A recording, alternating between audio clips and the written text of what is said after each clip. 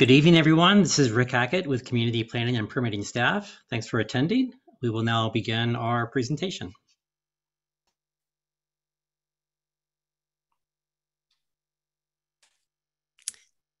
Okay, so hi, everyone. First and foremost, truly, thank you for coming. We really appreciate everyone who could make it today. And just really to get acquainted, my name is Sabrina Torres. I'm the Sustainable Agriculture Planner for the Community Planning and Permitting Department. So I'll chat a bit about compost and the ag community, but ultimately Andrea Vaughn, our department's long-range planner, will be presenting tonight. And the goal for this gathering tonight is really to start a conversation on the topic of the land use code's composting incidental to farming use. And we'll dive into what that means throughout the presentation. But ultimately, before we request authorization from the Board of County Commissioners, we really wanted to collect community feedback to help inform the scope of work for this project.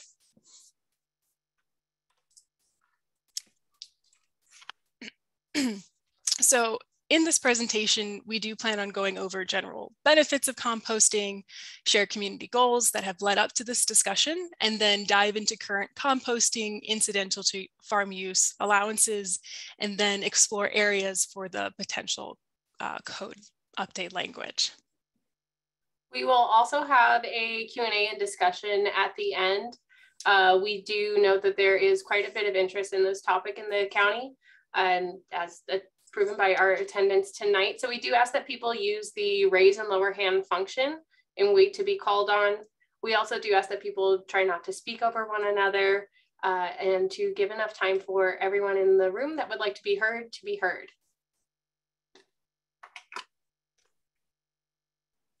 Great. So we do imagine that there's different interests about on-farm composting that brought folks in today. So there's a poll question that may have come up. And so this is just to give us a sense of who's here. So feel free to write whatever you'd like in the answer box, but we'd love to know, are you a resident actively working with compost initiative, or excuse me, resident interested in composting? Are you a person working with compost initiatives and programs in the county? There could be agricultural producers here. Are you actively working with compost programs and initiatives, or are there other reasons? So if there are, feel free to write that in there. And this just helps us better understand who was able to make it tonight. So that should be up. My own poll question came in. I can say why I'm here.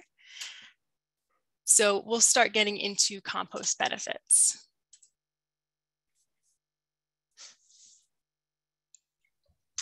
And Sabrina, this is Rick Hackett with staff. We'll just give the poll another few seconds for folks to finish answering, and then we'll end that and we'll show the results. Oh, beautiful. We love Zoom. Thank you.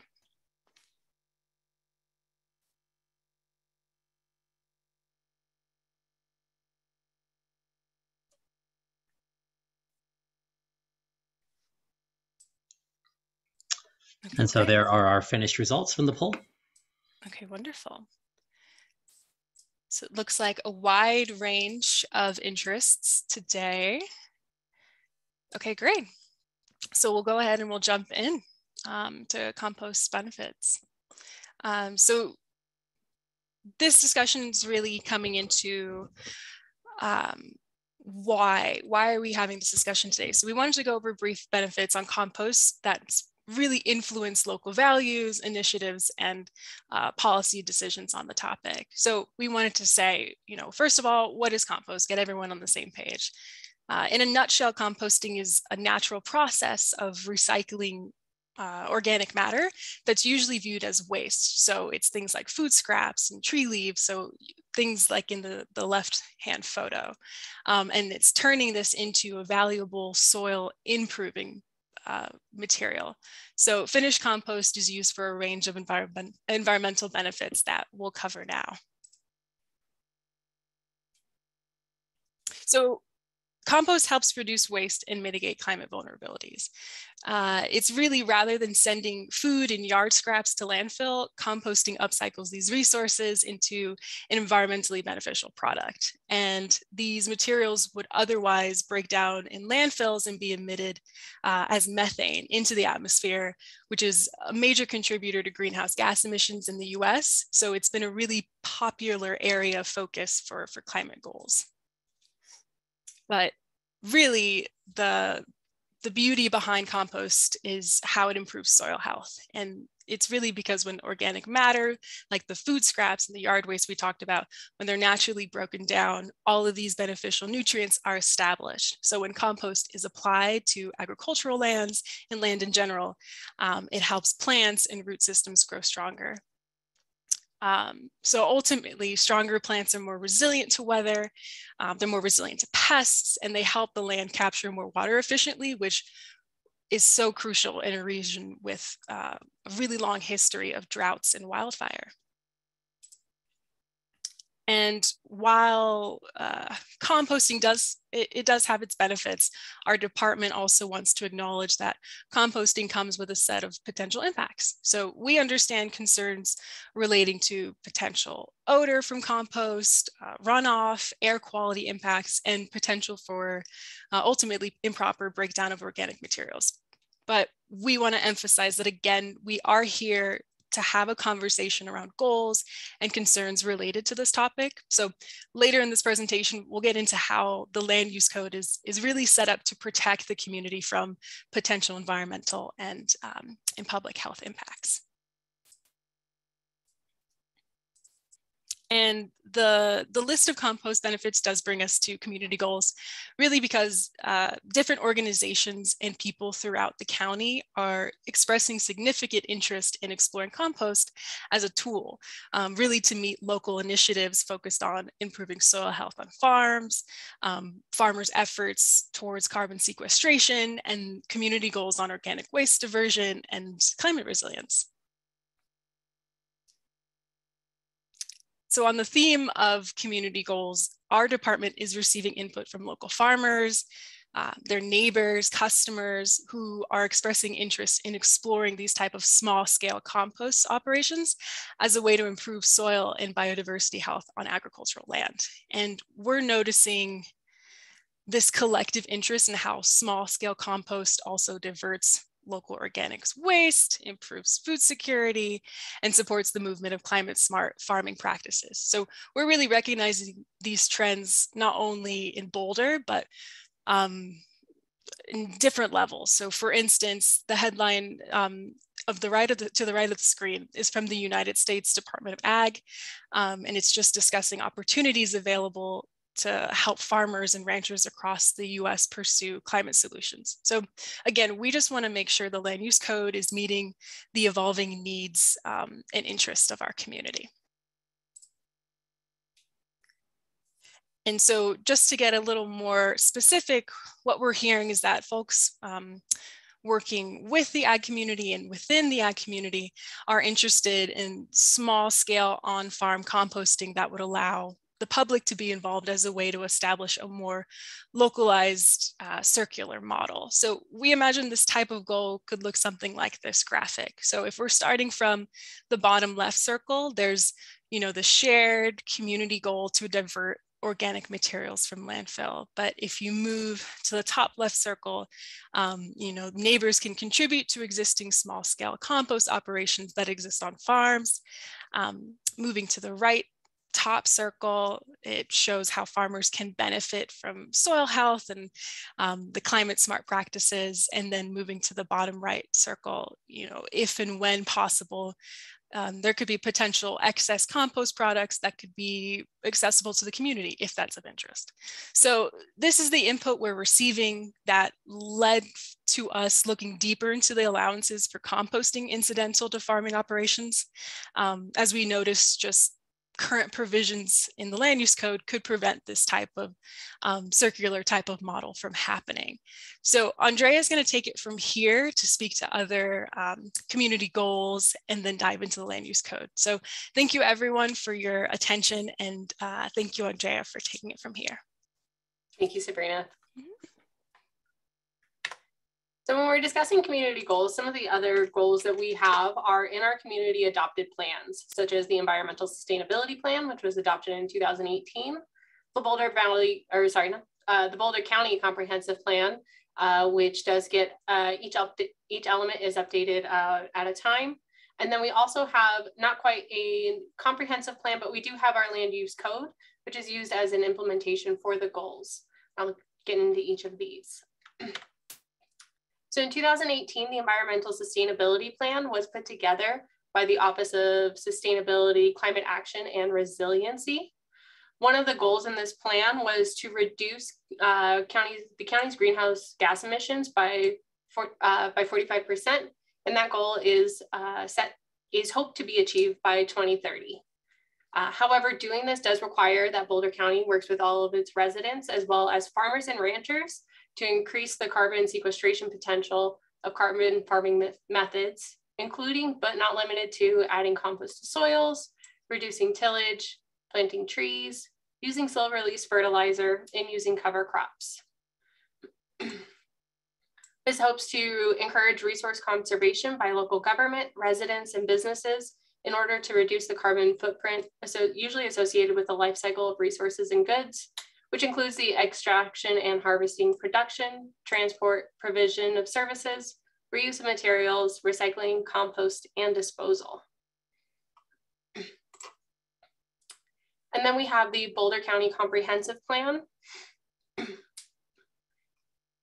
In this, the community input that we've received so far, as Sabrina has said, towards meeting these shared goals is through our local pilots and programs. The Boulder County Comprehensive Plan has identified as a strategy compost in order to reduce carbon impacts through sequestration, also seeks to manage discarded materials as locally as possible. And the Boulder County Comprehensive Plan does seek to align policies with the circular economy principles and practices. And finally, I wanted to touch on our Boulder County Land Use Code, which is used to implement our community shared vision. The code is intended to further the county's goals by establishing compatible uses throughout the county and establishing parameters for those uses deemed to be appropriate. And we will get further, we will discuss those parameters as they relate to composting incidental to farming. But first, I wanted to stop and just ask you all, what brought you in today? What are your composting goals? Again, this is we are still in a very,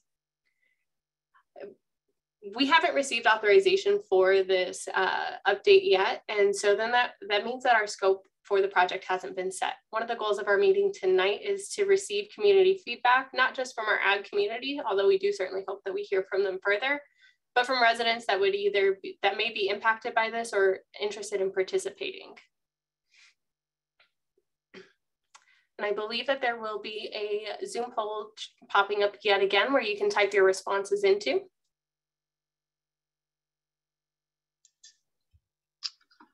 Yeah, this is Rick Hackett staff. Stand by. I'm trying to get this one launched. So hold on a second. Thank you, Rick.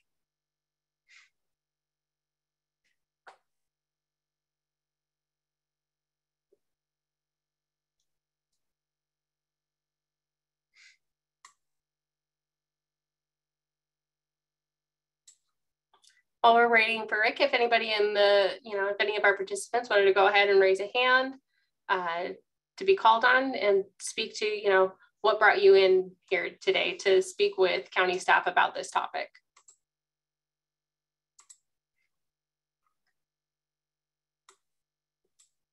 And Kit, I can see that you have your hand up.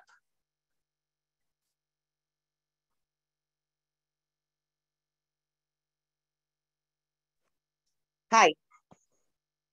Hi. Can you hear me? Yes. Hello. So I am the owner of Cutting Edge Tree Care. I've been a local business here in Boulder County for about 13 years. I live in unincorporated Boulder County, and I tried to buy this land at Rainbow Tree Care Nursery, where you guys are looking at putting this compost facility in. And right at the time, Boulder County was trying to buy it. And I was told when I called Boulder County Land Use Department that off the record, they probably wouldn't allow my tree care company to operate off this land because diesel and oil from my trucks could leak onto the ground. And that would not align with the spirit of the conservation easement. So the fact that we're talking about putting in a huge compost facility when this land was originally in a conservation easement is totally outrageous to me, especially because I would have kept the land in a state of its natural, like the way it was with the tree nursery, and I would add my tree trucks to the land. So the fact that this is now a discussion for this land instead of what I wanted to do there is ridiculous. So I just wanted to let the county know that me and my neighbors in this area do not want a compost facility going in that we're gonna have to breathe the air from and smell. Thank you, Kip, for sharing that. It's actually a great point, and I want to emphasize throughout this presentation at every point that we get, that we aren't talking about industrial composting. We aren't looking at a singular composting facility, but instead expanding the access for composting that is already allowed on farm lands as a decentralized method to, again, increase composting opportunities throughout the county. We're not discussing the potential for one single site tonight.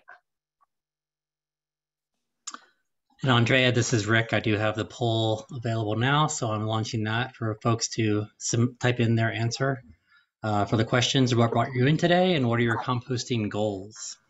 Great, thank you, Rick. And then I can see that Bet Williams also has a hand up.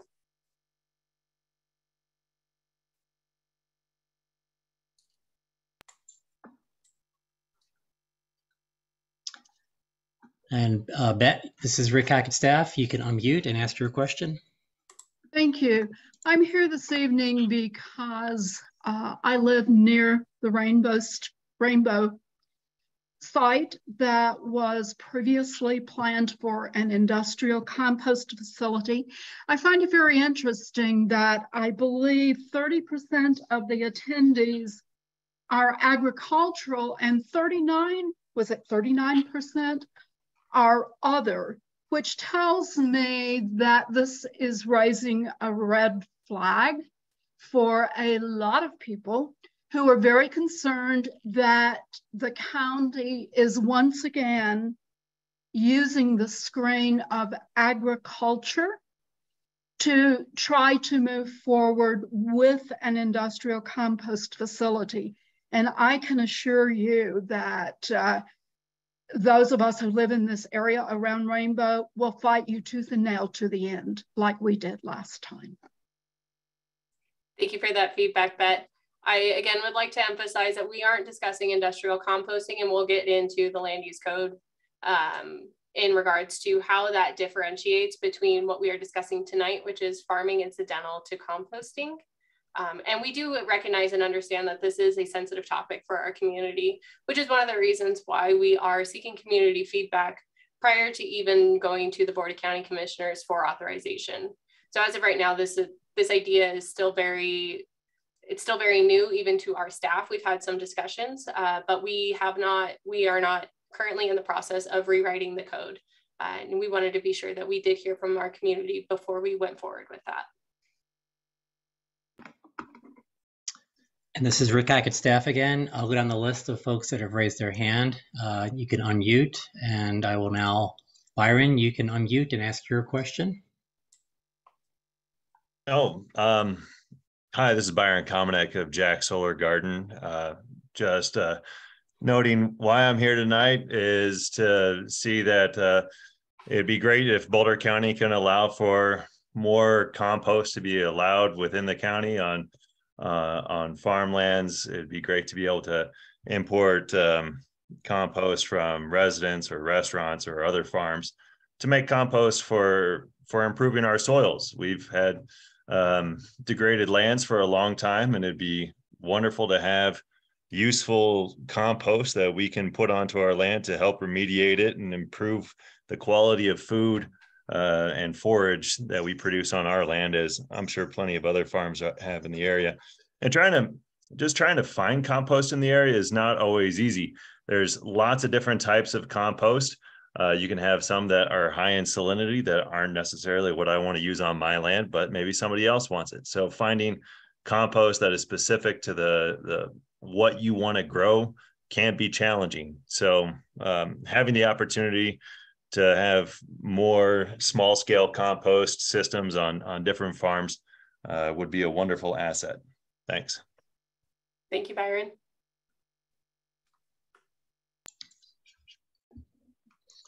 Andrea, this is Rick Act staff again. I see people are entering responses to the poll question, what brought you in today and what are your composting goals?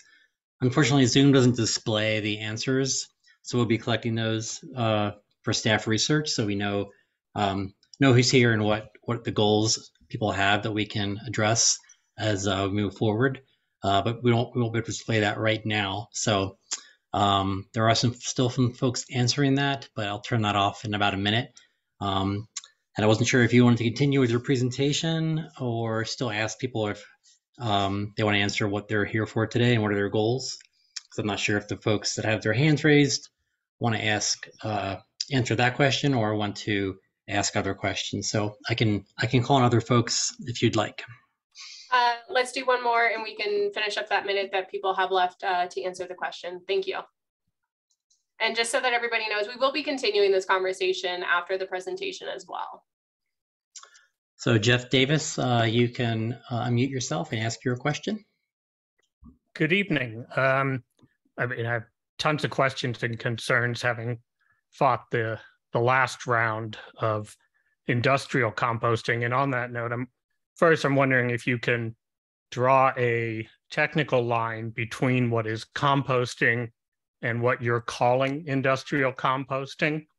And also for what you're proposing, I'd love to be pointed to an actual scientific study, nothing from, backyard projects or composting council whitewashing, greenwashing materials, or the Marin Project or anybody else, but really the scientific studies you're relying on. And are the farmers really involved with this? Because last time they weren't.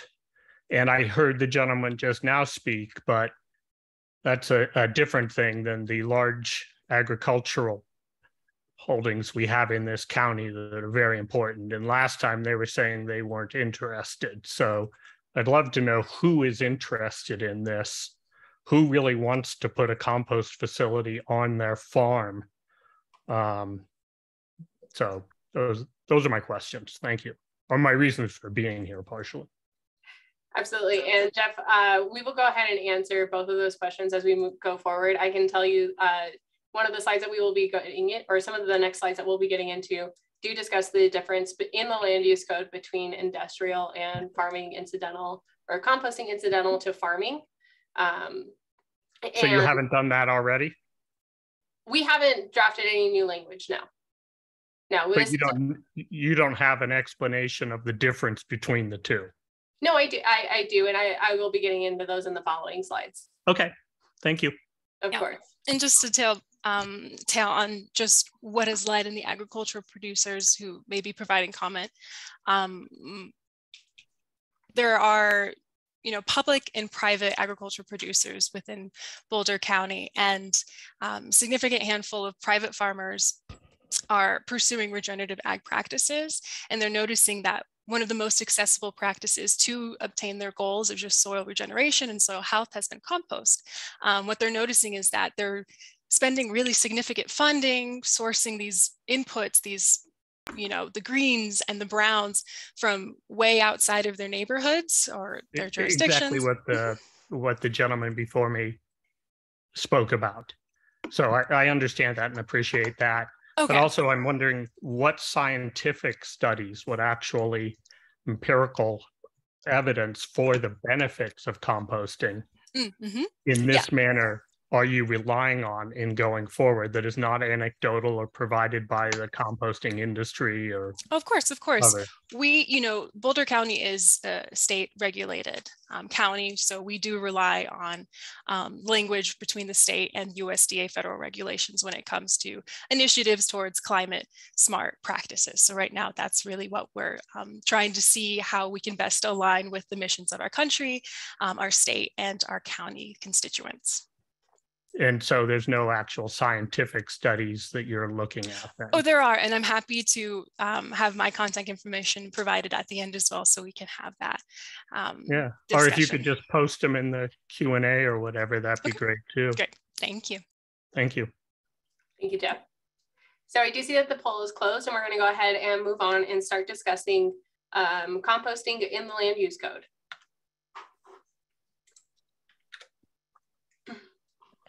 So again, before diving into what any potential code update might look like, I wanted to provide background information on what the parameters for composting incidental to farming currently are in the land use code.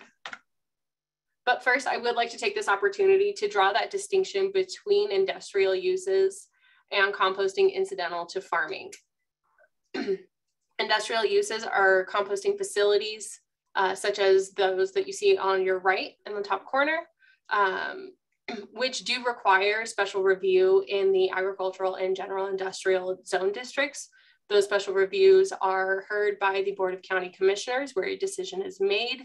And again, these are operations that are happening on a much larger scale. They're going to be the primary use on site, and they're not accessory to anything, such as we might think with anything that is incidental. So composting incidental to farming is composting that is accessory to and supports the uses on a farm. And currently those provisions are held in the industrial use. Through this update, we would look at lifting those to remove any confusion. But I wanted to kind of go through what these provisions currently are in the code. The first is that none of the materials may be composted or collected on site from the general public. Materials to be composted are limited to agricultural and yard byproducts, such as plant material manure. Compost material is not retailed from site. And those are just some of the provisions. And then we have our parameters that really establish how much and where this compost can go. So the fourth provision here states that the location of composting is at least 300 feet from any property line if more than 50 cubic yards. And to your right, you can see what a compost pile that's actually located in Boulder County on a farm might look like. And to show what that 300 feet might look like and where composting can take place on a site, looking through our records, I did find a site that was 40 acres, measures at approximately 1,300 feet by 1,300 feet. And so measuring 300 feet from the property line, this circle here is where you can see where compost may be placed. And that's not from the center of the compost pile, that'll be end to end of the compost. Must be located at least 300 feet away from any property line. And again, this is for those uses this is for composting that is incidental, or as we can think of accessory uses for farming. Another one of those provisions is that the total amount of active composting material does not exceed 1,000 cubic yards at any time. So on the bottom right, you can see this is what a mulch pile looks like at 1,000 cubic yards. This is the max, but this isn't what a compost pile would look like because it wouldn't allow for aeration. So it would be spread out more across the site.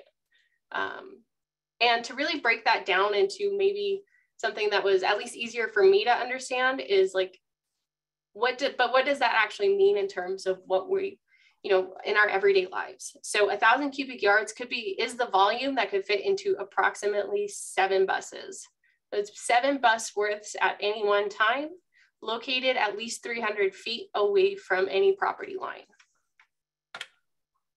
And then the 6th provision states that no more than 1,500 cubic yards of composted material may be removed from the site in any 36-month period.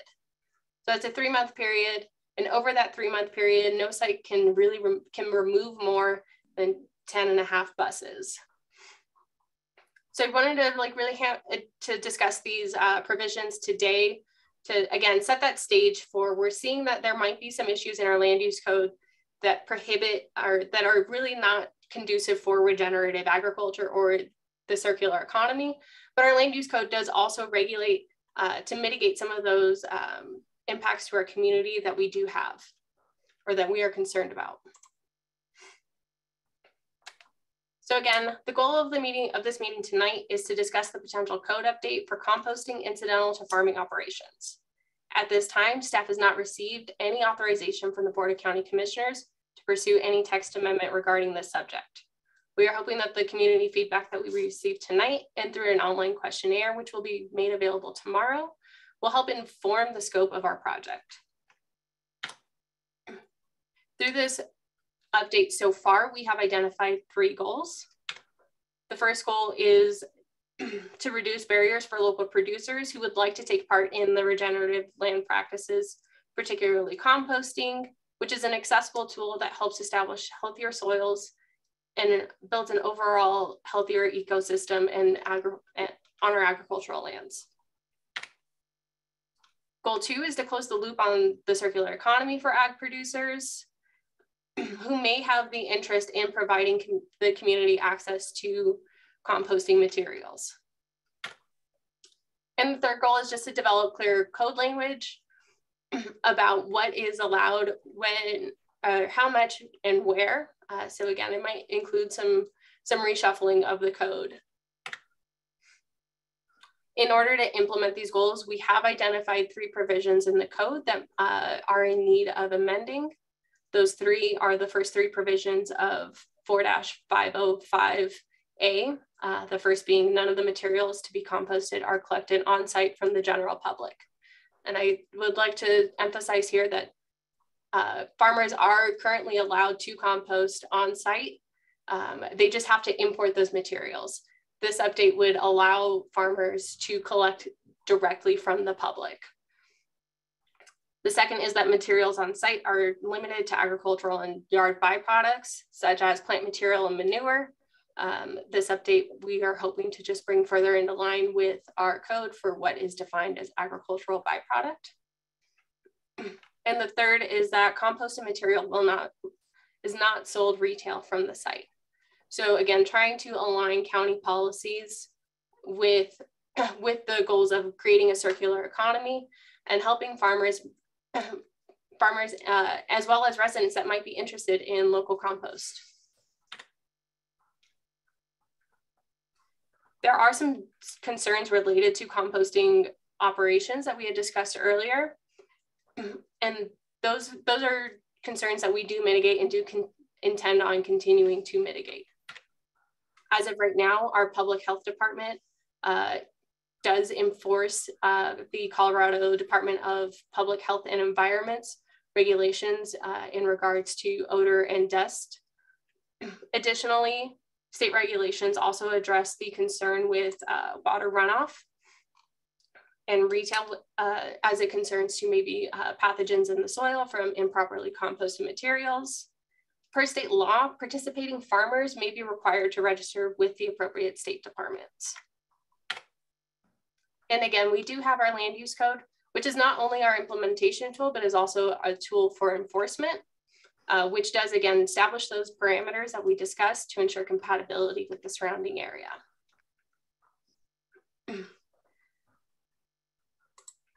Staff is exploring these opportunities now as local farmers and partners, which includes Oscar, a county department, are seeking to find ways that may increase access to local composting through a decentralized method. Again, we are not looking at one particular site or even increasing the ability for industrial composting, but looking to increase composting access to farms.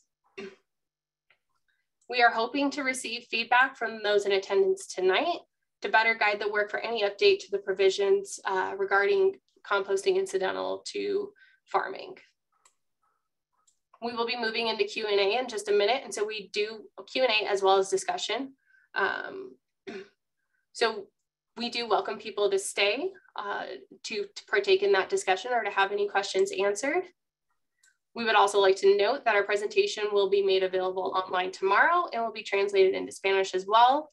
There will also be an online questionnaire that will be made available tomorrow and will be open for 2 weeks. That will also be available in Spanish in case anybody in here would be interested in that option. I also wanted to discuss our anticipated next steps. Again, there's nothing quite set yet. We don't have authorization for any update, but we would like to walk through a potential timeline. So we have spent the last month preparing for this meeting. And we are anticipating going to the Board of County Commissioners on March 14th after we have collected all the feedback from the questionnaire and had time to kind of incorporate any feedback into that authorization. We are anticipating that the referral and public comment period will be open in late March or maybe early April. And with again, that anticipation that we'll be going to Planning Commission where public comment will be available on May 17th, and potentially looking at a June or July timeline for going to Board of County Commissioners, where again, the public comment will be available. So I just wanted to thank everybody for sitting through our presentation tonight and providing feedback already. I've left contact information for me right up here. You can email me at longrange@bouldercounty.org. And otherwise, I just wanted to open up the floor for discussion as well as questions. Thanks, Andrea. This is Rick Hackett, staff again. I wasn't sure if you wanted to go through some of the questions in the Q&A. Oh, that would be great. First, okay.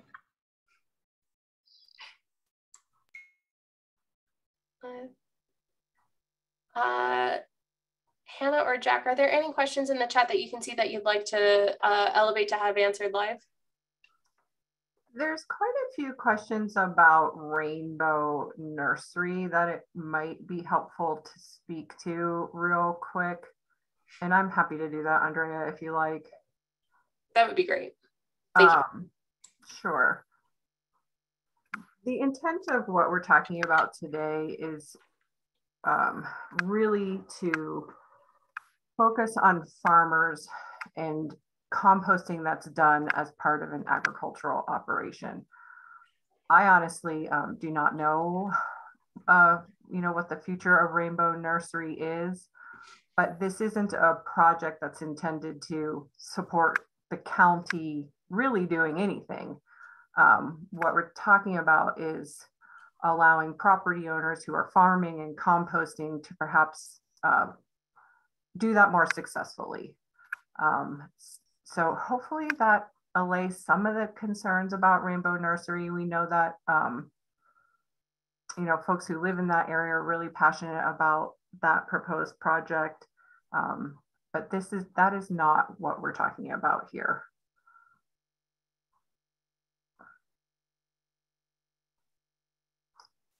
Let's see what else might be helpful to speak to as far as the group.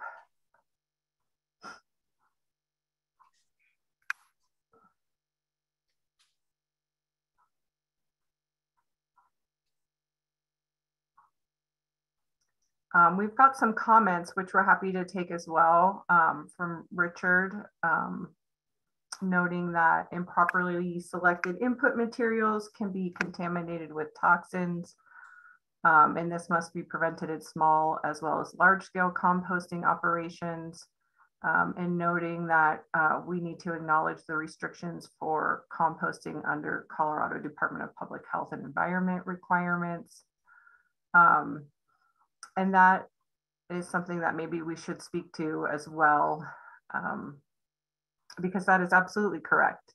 The Boulder County Land Use Code is only one sort of layer of requirements that folks who are farming in the community need to abide by, and composting is regulated by the state at certain levels as well. So while our land use code might permit certain things, farmers then are also responsible for complying with state regulations related to anything they're doing, really. Let's see, one of the questions was, if composting currently can't be sold retail, then only farmers could buy it. So there's no benefit to other landowners nearby. Why wouldn't it be available to the public for sale? So we are hoping that if we do it allow for the retailing from site, that it would be available to the general public. It wouldn't be available just to farmers. The retailing aspect does speak to consumer sales rather than a third-party buyer. And I believe Sabrina can speak a little bit more to that as well. Yes, I was actually focusing on a question from Betty Williams. The question is, if the purpose is to focus on farmers to help them with composting, what help do they need with composting? So I was trying to make that point early in the presentation where agriculture producers may not be able to meet their own inputs. They may not be creating enough agricultural products that can go back into their soils, because when they have their own composting operations, on average, half of the compost doesn't necessarily make it as successful. So we've been seeing really creative types of agricultural activities where there's CSA opportunities, so community supported agriculture, where people can pick up food shares in advance or afterwards, things like that. And when folks come to pick up their produce or their products, they're interested in, oh, are there ways that I can bring back my food scraps so that I can go back into the land, and having this circular type of exchange. So right now, farmers are just saying, we've received this idea, we'd like to make it happen. And so trying to be proactive, working with the land use department as regulators, we want to make sure that our codes are just supporting the interests. And so that's why we're meeting here today, to see if that meets, all environmental, agricultural, and public health needs, desires, and interests. There's a few questions about where this code would be applicable and to who: on private property, on county open space, or conservation easement. I don't know if one of you wants to tackle that, or you'd like me to try and give it a shot. That's fine, if you want to go for it. Okay. Mm-hmm. So the Boulder County Land Use Code applies to all property in Boulder County, regardless of really who it's owned by. Farming activities take place on, maybe land farmers own, maybe land farmers lease from other private entities. Sometimes it's on county open space that's being leased for agriculture. So in all of those instances, these regulations would apply, because they really apply to the property, not the property owner. The one slightly complicating aspect of the answer is that conservation easements are kind of a unique set of circumstances and rules that do apply on a property specific basis. And sometimes they're more restrictive than the land use code. So in order to figure out if composting incidental farming would be allowed on a conservation easement property, would need to look at the specific conservation easement itself.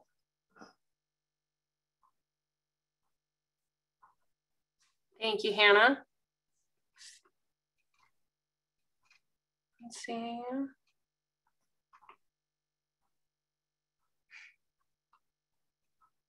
I can see that Kit has a question regarding odors. There needs to be a way to handle bad odors for neighbors. Can a neighbor file a grievance with a BOCO entity to Boulder County and expect that the compost smell would be addressed and fixed if there is an odor problem? So that is one of the things that is mitigated by our public health department's code, and any complaints can be filed with them. You can also file a complaint with our code enforcement, and we do have, again, those parameters in the land use code that are intended to help mitigate some of those odors, such as being located 300 feet away from any property line. We do our best to try to mitigate those impacts as much as possible.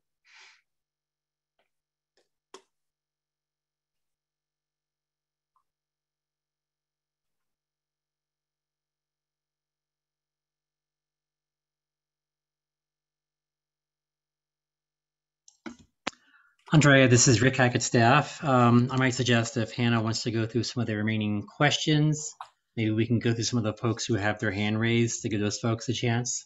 That would be great. Thank you, Rick. So I will go to, so some folks we haven't heard from yet, I will allow you to speak. Van Fussel, you can unmute yourself and give us your question or comment now. Howdy, folks. My name is Van Fussel, and I'm the founder of Compost Colorado, also known as COCO, a community-focused, employee-owned public benefit company that services the Front Range. I also serve on the Denver Sustainability Advisory Council, Resource Committee, and I'm a member of Denver Food Rescue and an active member of the Colorado Composting Council. I've been living in Boulder for the last few years and have developed a community with farmers such as Yellow Barn Farm, and I'm very passionate about soil health and holistic resource management. As many folks in the Zoom call understand, the Front Range is currently facing a compost crisis as large-scale industrial composters such as A1 Organics comes to terms with the contaminated waste streams and lack of end markets for this low-grade compost. This broken linear model does not serve the purpose of resource management, which should ensure that nutrients and organic matter circulate back into our soil and community. Dan Mach from EcoCycle and other experts have been advocating for a more decentralized, distributed organics management solution for many years. After years engrossed in this industry and learning from other U.S. composters at the U.S. Composting Conference, it is clear that community scale, farm-based, and distributed compost processing is the most effective way to holistically manage organic resources and results in soil revitalization, carbon sequestration, and higher yields for local farmers. Our small compost company collects from over 2,000 households and businesses, mostly from Erie through Parker, which ends up being about 15 cubic yards of clean, non-contaminated compostable waste every day. And we're developing a methodology whereby we set up micro processing sites at a network of farms to effectively complete the loop. CDPHE is revising the regulations and is poised to expand the exemption threshold for compost sites from 5 cubic yards to 20 cubic yards. This exemption threshold will make it possible for us to process up to 20 cubic yards of our stream per farm site. If Boulder County aligns their zoning regulations in accordance with these CDPHE guidelines, we would be able to streamline our composting processing capacity for Boulder and ensure our clean organic stream can get nutrients back into local farms. We are not a large-scale industrial composter, but the current zoning regulations make it impossible for us to ensure that our nutrients are getting back into farms' soil. Again, aligning zoning regulations in accordance with CDPHE and input from experts like Dan will have a huge impact on solving this broken system. Our company serves as just one of many humble custodians for our planet's resources, and I'm hopeful that you will reduce the red tape and help us best serve our community's needs. Thank you so much for y'all reviewing and revising the land use code and helping farmers and small businesses. And I'm going to attach the CDPHE regulations in the chat. Thank you so much. Thank you, Van. So do we have others? Yeah, this is Rick Hackett staff again. I wanted to give Byron a chance to speak again, as he said I was here, but he wanted to talk more about farmers who are on the call. If you wanted to unmute yourself, Byron. Thanks again. Yeah, I guess just shouting out, I know there's folks on the call that have farms like my family does here in Boulder County. That it'd be good for other people to step up and speak up as to what your interests are. On my family's land, we got 24 acres that's mainly been in hay production since my grandfather Jack bought the land in 1972. We've had to make changes to be able to make ends meet because our soils have been degraded for a long time. And so we have a solar array on our farm where we're able to produce more energy, but we constantly buy compost from other places because our land doesn't produce enough compost for us to be able to grow vegetables and the other things that we want to do on our farm, especially improving the forage. As I like to have sheep, I like to have cows, I like to have other animals out on my land, but my land's just not as good as I'd like it to be. So I spend plenty of money each year on buying compost from elsewhere, when it would make far more sense for me to be able to import some compost from my neighbors, from restaurants, from other folks in the area, compost it on my site for my purposes, similar to what Andrea was showing earlier of having a windrow or something that's maybe enough for a handful of bus loads out on my property that I can spread around. That would be super helpful. We've also been partnering with EcoCycle, that they're doing tests out on our land. If folks have questions about composting on site, Jack Solar Garden isn't hard to find. You can find me. You can send me an email. You can call me up. We can talk about composting one-on-one. You can come out to my land. I can show you what's going on here. And I'll just end up with asking the other folks with land and farms in the area to please make your voices heard. Thank you, Byron. This is Rick Hackett's staff again. I will get on the list of folks who have their hand raised. Tim and Carrie Francis, you can unmute yourselves. Hey guys, thanks for putting us on. I just wanted to also put in another farmer's voice and kind of reiterate what you guys have already been saying, that this is way different from industrial composting, that you know, pretty much every local farm in Boulder County is already composting on site, but they're prohibited from using any materials that don't come from the site. So if a customer comes to a farm and buys a carrot and rips off the carrot top and leaves it for the farmer to compost, that's fine. But if the customer takes that home to their home kitchen, cuts off the carrot top, they can't bring it back to the farmer. And, you know, I know there are already farms in Boulder County that are accepting waste from the general public, from their farm customers, and composting it on site with no issues. They're doing that against the local regulations. And then there are other farms that would like to participate in that, but are not doing so because they want to play by the rules. And I think that I would advocate for just loosening the rules to allow farms to accept waste from their own customers, because that's nitrogen that's going off the farm and other nutrients that then can't come back. And it's just kind of absurd that we have this constant outflow of nutrients, but we can't recapture those back on our own farms. So thanks for bringing this up, and I'll leave it to the next person. Thank you.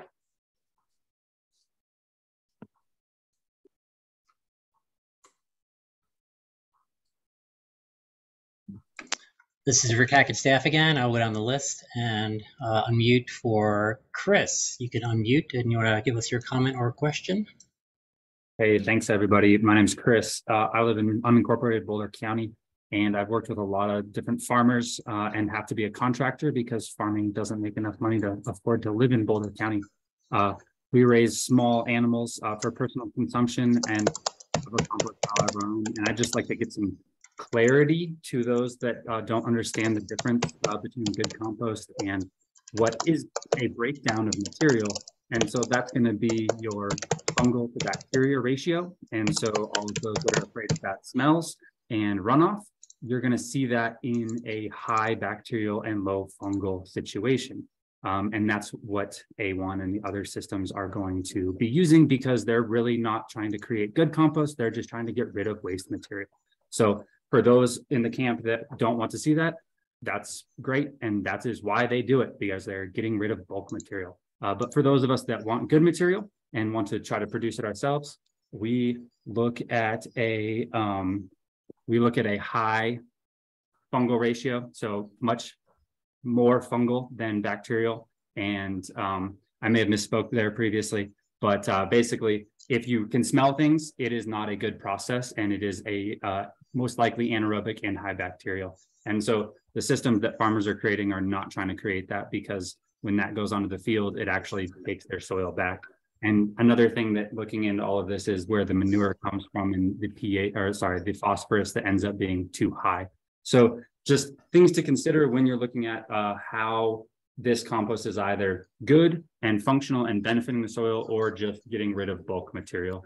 And so as a farm, we source our materials as carefully as we can to produce them. Most of them are on site, but in large part, we just bring carbon onto the site in the form of leaves and unsprayed grass clippings.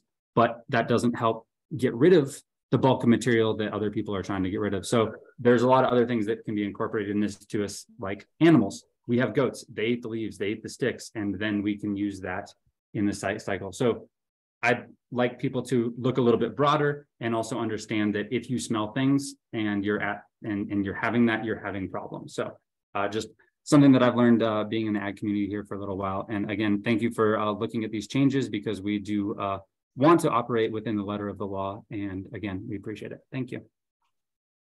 Thank you for providing that clarification, Chris. Again, this is Rick Hackett staff going down the list of people who raised their hand. Azure Wyckoff, and I apologize if I didn't pronounce your name correctly, but you can unmute and give us your question or comment.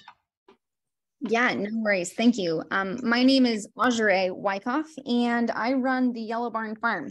I actually grew up here in Boulder, and I don't think I could consider myself a farmer per se, but definitely hear just the general sentiment from the general public of just kind of knowing and hearing about what happened when they tried to do the whole composting facility and some of the concerns that came up there. And I think just from my own perspective of having come into this whole world of regenerative agriculture and circular economies and really trying to actually activate a local food network so that we can feed ourselves with locally produced food, I think for us, compost is a huge, huge way that we can actually offset a lot of the costs that farmers deal with, because farming is really quite hard to make a living off of. And by having inputs that you can find from your local community, I mean, it really gives the local community an active role in actually helping create a resilient food system. And if there was a way that we could, you know, all the food waste that comes off your dinner plate, anything that you'd put in your own body, being able to cycle that back to the farm and use that in composting systems or as feedstock for pigs. I mean, that's a huge way that we can decrease our costs and actually make local food affordable. So I think it's definitely been something that's a worthy topic to talk about at this local community level, because it plays such a huge role in making food locally viable, economically feasible for farmers to sustain themselves, and really creating a closed loop system. And I think ultimately we all really want that. And I think in particular for regenerative agriculture, compost is such a massive input we use to create these swale systems that allow trees to grow and allow for more forage for animals. And so if you can actually create high quality compost on site, that significantly reduces costs. We sequester a lot of carbon. We actually make it so that our entire community, you know, you start to actually create a microclimate if you have enough trees growing. So it just seems like it would be a really incredible way to create this small nodal network and not have a massive composting facility, where I could totally understand where a lot of concerns come from that. But the difference is on these smaller scales and farm based is that you're not dealing with PLA types of composting materials, you know, those cups or the cutlery and things like that. It's just really food, I think, that would really be used on site coming from the public. And then people who want to create backyard gardens, if we can actually help the community by being able to supply them with high quality compost so that they can have their own backyard garden, I think that goes a long way in making sure that everyone can eat high quality food. Thank you. Thank you, Azure. Can see that we have quite a bit of interest from the public in speaking tonight. Yes, this is Rick Hackett staff, Michael Moss. I've unmuted you. You can, I'm sorry, you may unmute yourself and give us your question or comment. Thank you so much. I appreciate all the comments that I'm hearing tonight. My name is Michael Moss. I run Kilt Farm. I have 80 acres of Boulder County open space between Niwot and Gun Barrel. And that's my son in the background. And we really struggle finding high quality compost in Boulder County. And if you ever drive down the diagonal from Longmont to Boulder, you can slow down and look into our field and you'll see a small mound. And basically that's all we've been able to build over the years using the material on our farms. Because a lot of our waste as a farmer just goes right back into the ground. And in order to really impact the soil with with compost, we're looking at hundreds of yards of material that is well produced, well made, well built, and balanced, so it's beneficial to our soils. We have a 350 person CSA, and while we could get lots of brown material from all of our residential neighbors around our farms and generate a lot of that on our property, the greens that make a well-balanced compost are very hard to come by. And having our CSA members be able to bring unused produce or yard waste back to the farm would allow us to really build healthy, vibrant compost and use it ourselves or provide it to our neighbors for their gardens. And I think what we're talking about is on a real micro scale compared to what was proposed in years past. And, farming in general, good farmers are very aware of our impact on our neighbors and our community in general. We want to be seen as good stewards of the land, and we want to be seen as good neighbors. So nothing that I've heard as far as changes to the code would really change that for us. I don't want to build a giant industrial composting facility on my farm because I need to use my farm to produce food instead of taking it up with large industrial processes. If we can take a small unused portion of our field and produce our own compost for our use and our neighbors' use, I think this would help move us forward in reaching some very important sustainability goals. So thank you very much. Thank you, Michael. And I just want to address, I'm kind of trying to browse the questions as I see them as well. And I just wanted to make sure that I'm addressing some concerns here. It sounds like that there are at least some people that are wondering why farmers can't currently be connected with the general public. And it's because of the land use code provision that prohibits the collection from the general public. So our current land use code, as some were saying, that this is something that they would be interested in doing, whether they're interested as a resident or a farmer, they aren't allowed to connect according to the land use code today. And I would just also like to take this as a moment to emphasize that we aren't talking about increasing the scale or intensity of this accessory use for sites, but really just increasing the opportunities by removing some of those barriers that are built into the land use code. So I just wanted to make sure that I'm trying to address questions in between speakers. Yeah, hey, Andrea, another question I've seen pop up by several respondents is about exactly how the process would work of collecting this compost from the public and what mechanisms are in place to do so. Just wanted to bring that to everyone's attention. So our land use code does not regulate that, but I believe Sabrina, as our agricultural outreach specialist, might have some knowledge on that. I could probably hop in here too, Andrea.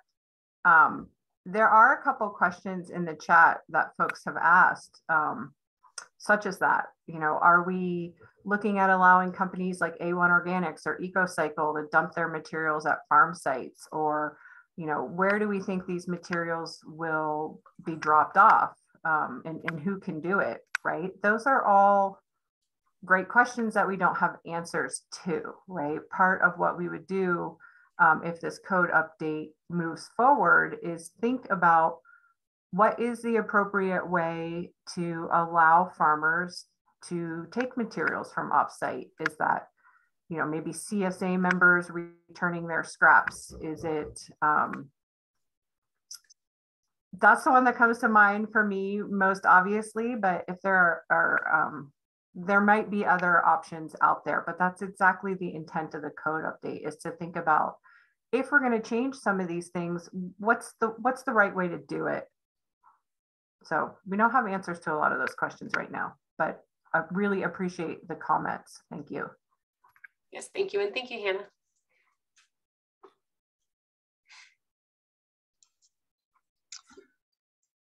And Andrea, this is Rick Hackett staff. I can keep going down the list of folks we haven't heard from yet who have raised their hand. And I'll, Dan Mach, I will give you the ability to unmute yourself if you want to give us your question. Hi, thank you, everyone. I'm Dan Mach. I am the director of EcoCycle's Compost Department. I'm also the co-chair of the Colorado Composting Council. And I am a former farmer in Boulder County, and I will say that I'm here today because I struggled a great deal to make good compost as a farmer. I never could get enough, as Michael Moss mentioned, I never could get enough nitrogenous, so the green material, to really make good compost to mix in with my more stemmy material that I had. I didn't have animals, so I didn't have access to manure. And really, if your farm doesn't generate manure, you're going to struggle to make compost. We at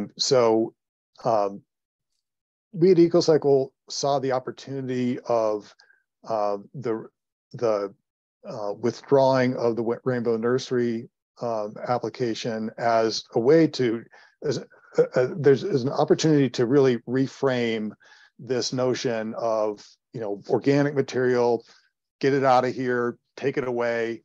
Our food waste and yard waste can be, if managed properly, a resource for building soil. You've heard that from a number of people tonight. So we wanted to really focus on enabling farmers interested in composting to be able to not just do composting, but make really high quality compost, high fungal compost, as was mentioned earlier. And I'd say one thing from the Rainbow Nursery design that we still really like is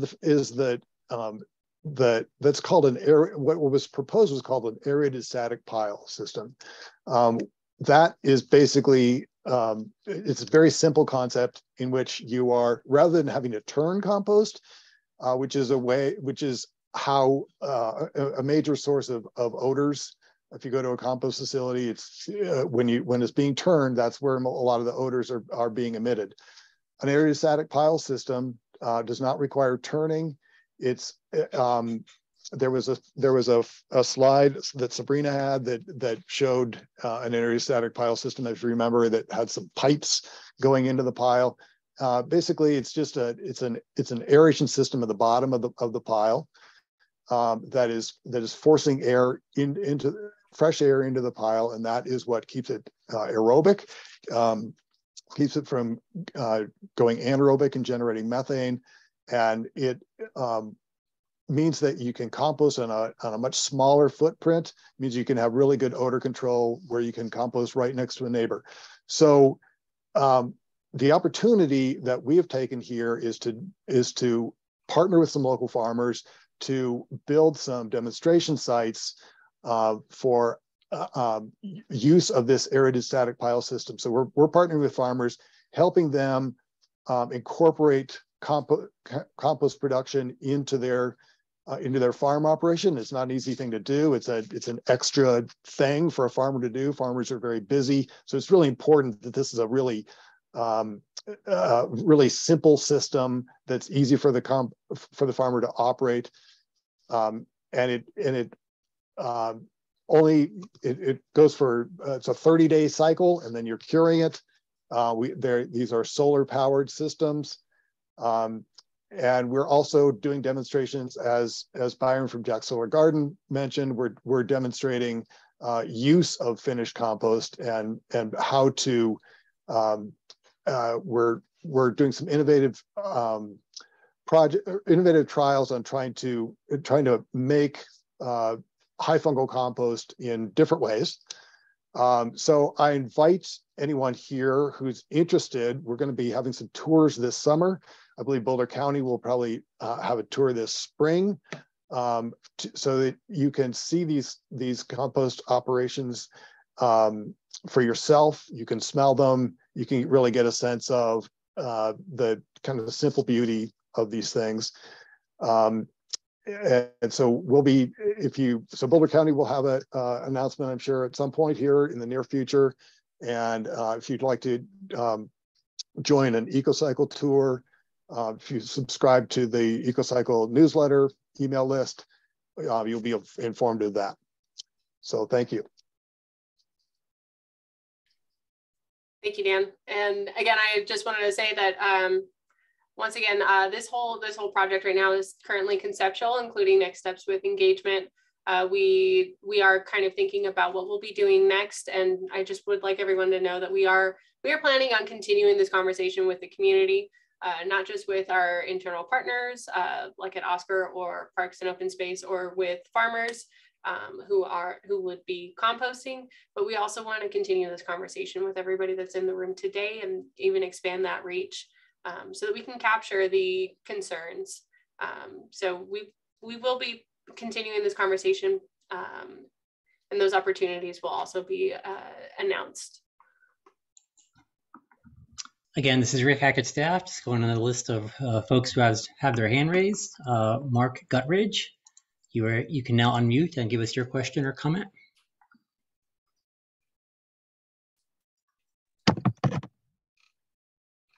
Hello, can you guys hear me? Yes. Perfect. Thank you for hosting this conversation, and just wanted to echo in on Mark Gutridge from Olin Farms in Longmont along Left-Hand Creek. And one of the farmers that Animation EcoCycle was partnered with to trial one of the static air aerated piles, and we produced our first batch of compost this summer. It was a great learning experiment. We hit the temperatures we needed, very low maintenance on our side, not having to turn anything. And so we actually produced some really nice compost that we've already been able to start using around the farm. And the thing that amazed me the most about the process was, like, there really was zero smell coming from that thing all year long. When I walked by it, I never smelled anything. And I knew if you do, like we've heard before, if you do just smell things, then it's a sign that things are going wrong. And so being able to put something on top of it, like some finished compost or some biochar even, that can act as a carbon filter to, if anything is leaving there in form of methane gas or anything, it'll be captured into that and then be able to use back and keep that nitrogen and use it back into your soils. Especially like the nitrous oxide emissions, you can capture them and keep that nitrogen in the system. And so it's really a beautiful process. I totally agree that we should be updating the code. Like many of the agricultural land use codes, it seems like every once in a while we kind of update it to match what's already going on in the community. And in this case, there's already farmers doing this. It would be great to be able to sell it to the public without having to skirt around the land use code. Maybe even having it close, that 300 feet barrier could be something to look at as well. I know as us as a farmers, we don't want, the way that we made ours is we have sheep and chickens at our farm that we use manure from our own animals, but then we got a bunch of leaf waste from a contractor that was going to get all these shredded leaves and take them out to the dump and pay for them to be disposed of the dump. Instead, he dumped them at the farm. We were able to mix that half and half with all of our manure and compost already coming from our chicken and sheep operation, and it made just a great compost. And we were able to divert that waste stream out of the landfill where it was going to make more emissions and get it back on the farm, and already turned it back into soil and are using it. So the systems are there. We also receive wood chips and inoculate those with mycelium and have great results getting all that broken down. And that's another high carbon waste stream that could end up at the dump that really should be going back to farms. And so that 300 feet can be problematic if these trucks are coming in to dump leaves or to dump wood chips, or if the community is coming in with 5-gallon buckets of waste material. Like, instead of, if they could have someplace closer to access to the road to be able to get in and unload those things, it'd be worth looking at as well, just logistically around the farm.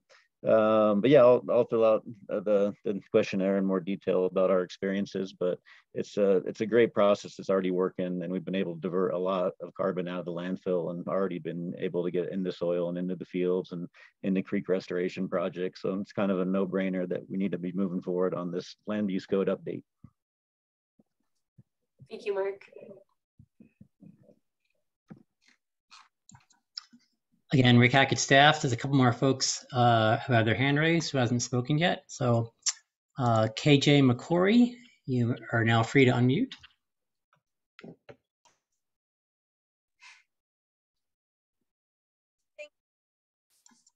And I have a business here. I also serve as vice president of the EcoCycle board, and just want to thank you for working towards clarifying this land use code to hopefully help farmers make a better high quality compost. I'm definitely very supportive, encouraging, and it's so great to hear all these farmers who want to do composting on their land. And if we can make it easier for them to do regenerative agriculture, I think it would be a great thing, not only for farmers and for what they're using it for, but also with climate change and helping getting our soils healthier and sequester carbon and get organics out of the landfill that's creating methane. So I think it's a carbon and climate change solution, as well as helping farmers. And so I feel like it's a win-win. So thank you and appreciate this forum.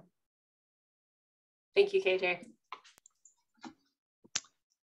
Rick Hackett staff, Eric Johnson also has his hand raised, and you can now unmute yourself, Eric. Can you hear me all right? Yes. Okay, great. I'm Eric Johnson. I live in Boulder. My neighbor and I manage a small orchard of about 250 apple trees for a local grower. And we have used compost in the past. I would like to use compost.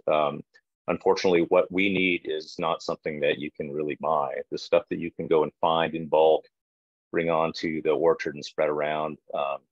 It's either anaerobic, it's not fungal particularly, it has lots and lots of bacteria and very little fungus.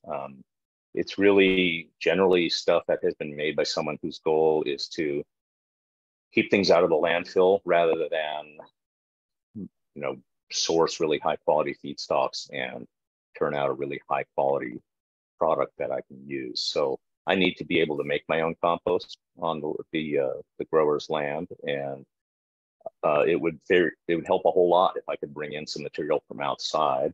And as other people have said, if it's an odor problem, if there's pests or something, that's not the kind of, it's going to create a kind of compost that I can't use. So I need to be able to do what I can do to make the compost that I want. And by doing that, we'll be making no problems for my neighbors or anybody. I would like to be kind of left alone to do the right thing and not cause problems for other people. And in doing so, I can make the soil work a lot better for the trees that we have in the ground. Thanks a lot. Thank you. Rick, do we have any others with their hands up? We had 3 folks. I believe they have been called on before. Betty Williams, I'm not sure if we did, so I'll unmute you and you can give us your question or comment. I think that any of us here this evening would say that we certainly are interested in farmers being able to do a better job of farming. The question that we have, you are skirting around. The question is, you want to change the land use code because farmers need to be able to collect on their own site the materials they need. There are some agricultural products that you mentioned, but we're not clear about what those are. And they want to be able to sell from their site. So the big question before you go any further is, where are you going to get the products? Where are you going to store them? How are you going to distribute them before you even get to changing the land use code? Because if you don't have resolution of those issues, what good does it do to change the land use code? So those are some of the issues that we are exploring in this update. Again, we aren't in the process of rewriting the land use code. We are currently exploring the possibility of looking at these amendments. And those are good questions that that we will certainly keep in mind as we go forward with this.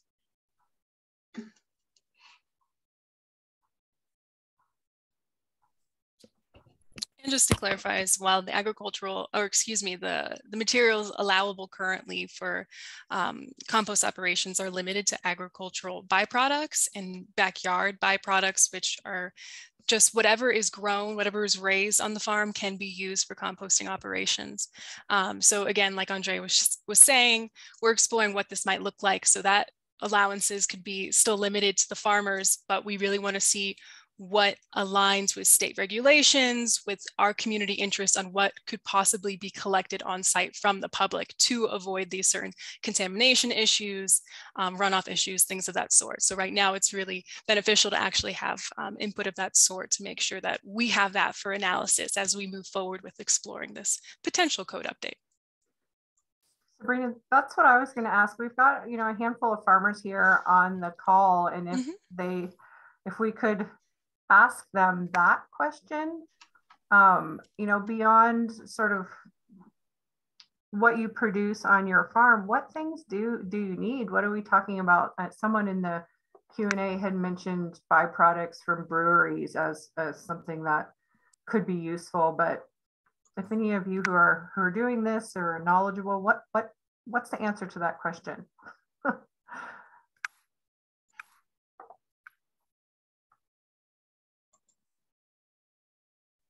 Is anyone brave enough or willing to help us out here? You can just unmute yourself. I can jump in. This is Mark from Olin Farms. I'd say like most of the farmers are, if they're getting food waste, they're going to want it from a source that they trust. Like this is stuff that we're using to grow our food for our families. And like we're some of the most picky of what we want to put on our farms. And that's one of the reasons that a lot of us are unsatisfied with buying products from the large scale compost providers, and they're looking for more on-farm options. So it'd be like CSA members bringing back their food waste, or restaurants that you're working with, have volunteers to go pick up the restaurant waste and bring it to the farm. I think those would be the green wastes that are not currently allowed. Like farmers like us, we definitely want the wood chips and the leaves and spent mycelium blocks and things like that from that we use in our compost operations that are from off the farm. And then, yeah, I'll kind of leave it at that. But if it is food waste, like the farmers are going to want a clean source. So it would be like their customers that they trust to sort and bring high quality stuff back that's not contaminated. I agree with Mark. I am looking for kind of single shots of, large is a relative term here, but I really don't have time to pick through a little of this from somebody and a little of that from somebody else. And I don't know those folks, but they brought me some. I really don't have time for that. I need to find clean stuff where I can make a couple of bursts of effort and get what I need. So it would be things like potentially brewery waste, leaves, wood chips, that kind of stuff. Hi, can I talk? Absolutely. Okay, so like I said before, I'm Kit Wagner. I own the tree care company here in Boulder County, and we always have problems finding places to dump wood chips. And I know a lot of the other tree company owners, and we all have the same problem. So like when I do a job in Boulder, it would be great if there was a list of farmers that wanted wood chips. And then when I'm in Longmont, there's like, because I have a chip list that I've accumulated from residents from Craigslist, but I mean, I refuse to take chips to the dump. So I always find somewhere to take them that they're going to be reused. And I know I could get 20 other tree care companies like in 10 minutes that would love a list of local farmers who would want, loads of wood chips from us daily or weekly or however often you guys need them.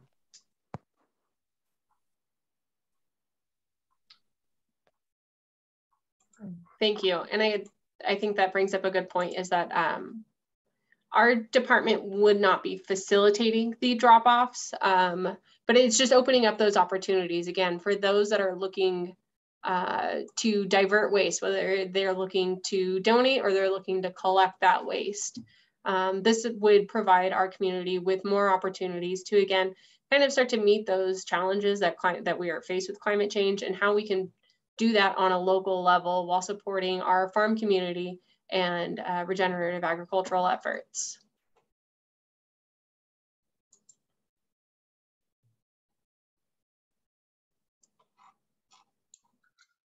Let's see, do we have anybody else that would like to speak, or any other questions in the chat that we would like to address as a group? Yes, I see Nancy Davis has raised her hand, and Nancy, you may unmute yourself. And some other folks raised their hand too, but Nancy, you are able to go. Hi, can you hear me? Yes. Okay, so I've just put a bunch of questions in the Q&A, and maybe there are just too many for you to look through, but I think what this comes down to for a lot of us, as you can see, is a trust issue. And I think that one of the things that's been so challenging for many of us is almost this identity crisis. I've always considered myself very concerned with the climate crisis. I buy organic food, et cetera, et cetera.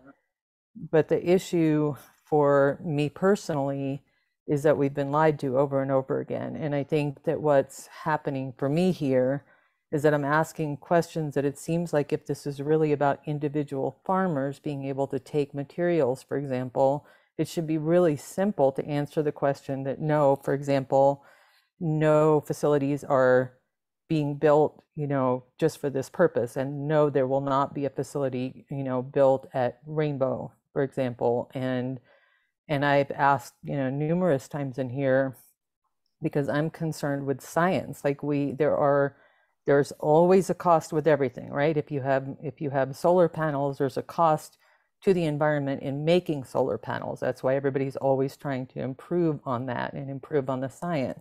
But when we've asked for science, we have had a lot of trouble getting it. And there were carbon sequestration studies conducted with CSU, for example, with Boulder County that Dan Maich was involved with, and they failed. And, I'm sure with the best of everybody's intentions, but I can't seem to get an answer about have there been studies conducted here that were like that actually didn't fail. And these are some of the, the inability to get direct answers to some of these questions that is what's so troubling.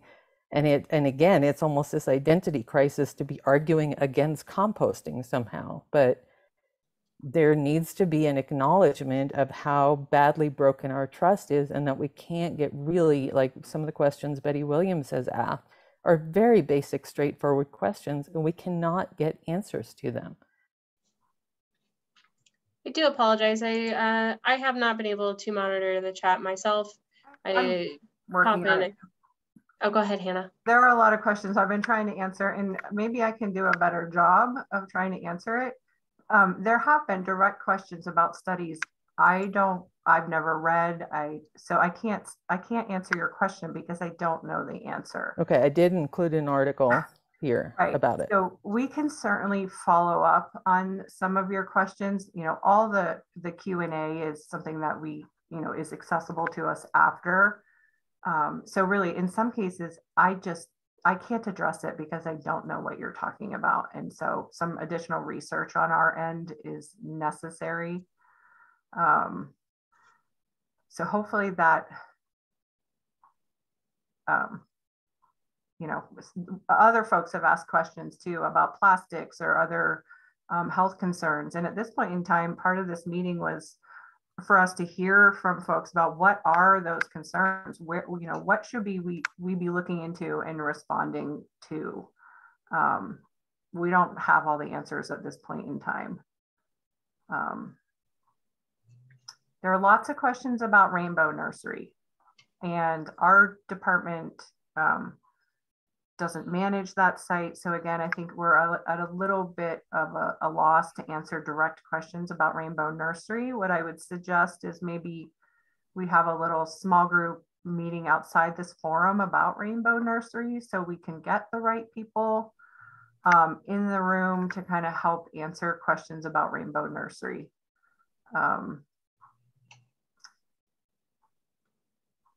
Does that, for those of you who have Rainbow Nursery related concerns, questions, is that something that you'd be interested in? Or if you are, Andrea has the long range planner at Boulder County email here. If you could email us and let us know that you're interested in such a conversation and provide your contact information, maybe we can clear up some of those questions that I'm not able to answer for you today.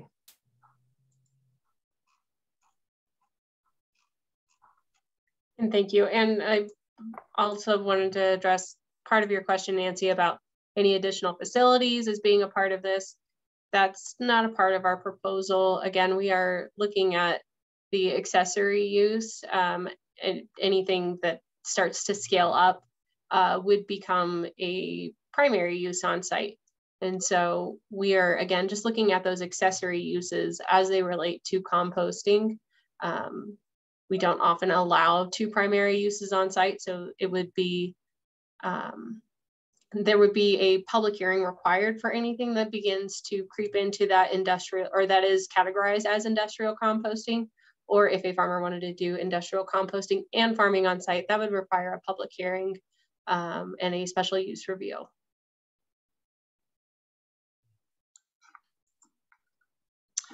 And Andrea, this is Rick Haggett staff. I see a hand was raised. Oh, it went down, but there are a couple more folks who still have their hand raised in our list who are available to unmute if they want, or we can answer more questions that are in the Q&A. So. Yeah, and also Richard Andrews says that he's had his hand up for quite some time. I don't see it raised right now, but just wanted to raise that as well.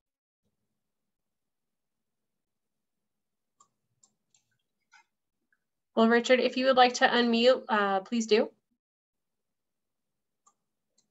And I do see, this is Rick Hackett staff, I do see Linda and David Spahn had their hand raised, and you can unmute if you have a question or comment. Okay, can you hear us? Yes. Yes. Okay. At the beginning of this meeting, early on tonight, one of the, I don't know which Boulder County representative mentioned the different methods for improving soil. And somebody mentioned row crop covers. And it seems like a lot of the farmers that have responded don't speak about this. And there are many, many forms of green manure that can be crops that can be planted and up and ready to incorporate into the soil within 30 days that are most beneficial to improving soil. And I can speak from experience that these work very well. There's, you know, forage radishes, and some clovers and things like that that are not winter hardy, so they don't come back so much. But I think a lot of the farmers are missing the boat on green manure. And I know that's not helping solve the food waste and the wasting, but it definitely can improve soil for growing better crops. That's basically what I wanted to mention. We also are in the area that the Rainbow Nursery was proposed. And we do actually have a lot of mistrust. And it's unfortunate because we were not informed when you first proposed it. And these are facts. And we're going to be watching. And we want you guys to please shoot straight and be honest. Thank you. Absolutely. And I would encourage you guys to continue to participate in the discussion. Again, this is still conceptual, so there's not a formal public period or public comment period. But if you'd like to, submit any thoughts or concerns as they come up to that long range at bouldercounty.org, we will see that. And before moving on to the next speaker, I also wanted to just we were excited to have this opportunity to use this as a forum to allow farmers and residents to also speak directly to each other. So I'd like to use this as an opportunity just to let, if any of our agricultural producers that are in the room would like to respond to David's comment. Hi, this is Byron Cominick, Jack Solar Garden again. And I've been hearing folks talk about the mistrust, and I can understand that. Would it be possible for the county to work with some of us, and we'd be happy to, at least out here, I would be happy to have a small event where folks that are concerned about small scale composting come out to our farm and we can talk about the science of it. We can talk about, show what we have going on here, or maybe the folks over at Yellow Barn, Ajare was on here earlier, maybe they'd be willing to host something where folks that have concerns and want to meet in person and be able to talk and see what's going on. It's really hard to do all that over Zoom. So like to me, building trust is a lot of time spent in person, not in front of a computer. So being able to take the opportunity to meet up in person, and if the county can help to organize that and find folks that do feel this distrust but want to get over it, or not get over it in mean terms, but get over it in terms of trying to learn more about what the county has its interests, and the folks in the agricultural community can also share what our interests are. Absolutely. We are definitely looking to explore, continuing our in-person engagement and looking for opportunities to do that. So we'll certainly consider it. Thank you, Byron. Again, this is Rick Hackett. Go ahead, Hannah. Sorry, I just wanted to note real quick, I think, and recognize that part of the distrust that I'm hearing from folks is not necessarily distrust of farmers, but of the county and the process around Rainbow Nursery. So I'm hearing that. Thank you. Yeah. Yeah, I'd like to say something. Guys, this is Kit again. And, I was a big part of trying to stop the Rainbow industrial facility from going in. Like, I was on the news with Nancy, like I'm huge against that facility. But what we're talking about tonight is totally different. This is for small scale composting at farms, and this is useful to all of us locally. This is not at all what they were talking about with Rainbow. So I just hope everybody got that from the speakers tonight, because I definitely did. I came in here raring to go to fight this to the tooth and nail end. And now it's like this, we need this. Like, this is exactly what we do need. And I really hope that you guys do manage to change the land use codes, because the farmers definitely need as much help as they can get to be making compost to enrich the foods that we're going to be, that they're harvesting, that we're going to eat. And we need places locally to be able to dump wood chips and have non-odor operating mulch, compost facilities. So this is great, guys. And I'm really psyched that this is where that awful fight has now turned to. So thank you. Yeah, this is Jeff Davis. I'd like to just, if I could, knock on from Kit's comments and the facilitator's comments. I agree completely. I mean, I live on a farm. I put compost on my hay fields. I have farmers for neighbors. Farming is part of our history, and I really appreciate the perspective of our local farmers who are on this call tonight. So yes, composting is good. How Boulder County has gone about promoting it feels completely disingenuous. Mm-hmm. And so I will just say that we spent $80,000 fighting the county, EcoCycle and Dan Mage, A1 Organics, and the Compost Council about Rainbow. Dan Mage, you advocated for human sewage to be dumped on Rainbow.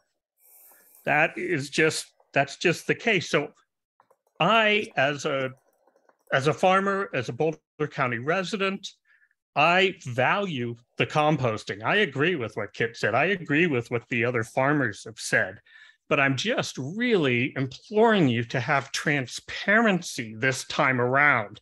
When I hear from people mentioning A1 Organics, the Composting Council is entirely a front for the business sector of composting.